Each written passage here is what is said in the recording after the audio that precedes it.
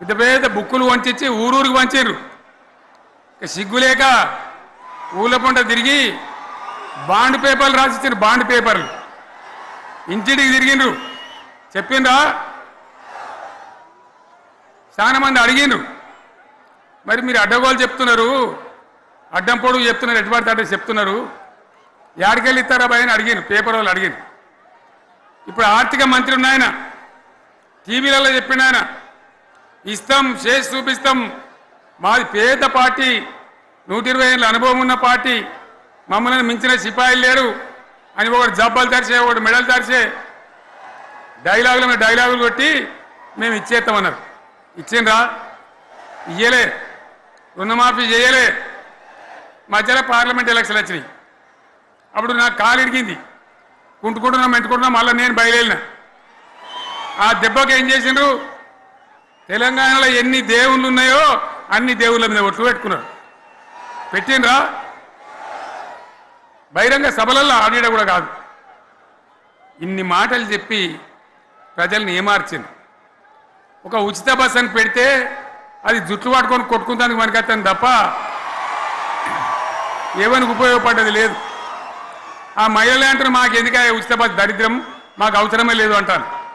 అటువంటి ఒక్క పథకం పెట్టి ఇక ఇప్పుడు మళ్ళీ పెద్ద నోరు పెట్టుకొని వాళ్ళే మాట్లాడతారు.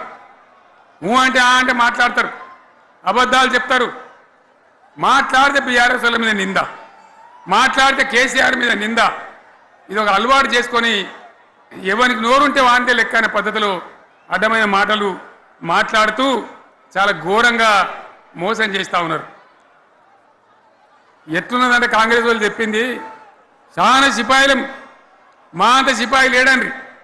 లేదంటే జనం నమ్మితిమి, ఆశపడ్డాం కదా, నమ్మి బోల్తా పడ్డాం కదా, గల్లంత అయినాం కదా. ఒక ఊళ్ళే మొలక నాట్లేసే టైం వస్తే అలుకుడు చేస్తాను, బడ్డలుతాను. మొలకకు అలుకుడు చేస్తాం కదా, తుకాలు పోయేమా. పెద్ద మొగోడని ఒకరిని పిలిచిరట. మొగోడని మొలకలుస్తానికి పిలిస్తే ఎలక పిల్లని చూసి ఎల్లంకర పడ్డాడు. ఇక మా అంత సిపాయిలు లేరు, మేము తెచ్చే ఇస్తాం, 6 సందమామలు పెడతాం, 7 సూర్యులు పెడతాం అని నమ్మబలికి ప్రజలను దగా చేసి మంచిగా తెలంగాణ నాగం పట్టించి ఓట్లు వేయించుకొని ప్రజలను మోసం చేసిండ్రు, దగా చేసిండ్రు. ఈ మాట నిజం, మీ అందరికి తెలుసు. ఇవాళ ఏం మాట్లాడతారు? మమ్మల్ని ఎవరు నమ్ముతలేడు, మాకు అప్పు ఉడతలేదు, యాడికెళ్ళి తెచ్చేయాలి అని ఇప్పుడు మాట్లాడుతున్నాం. అప్పుడేమో మాకు అపారమైన అనుభవం ఉంది, మేము చేస్తామన్నారు. ఒక్క మాట చెప్తున్నా మిత్రులారా, ఇక్కడ నోళ్ళం మనమే కాదు, నా ప్రసంగం టీవీలలో వినేటువంటి కోటాను కోట్ల మందికి కూడా నేను మనవి చేస్తా ఉన్నా.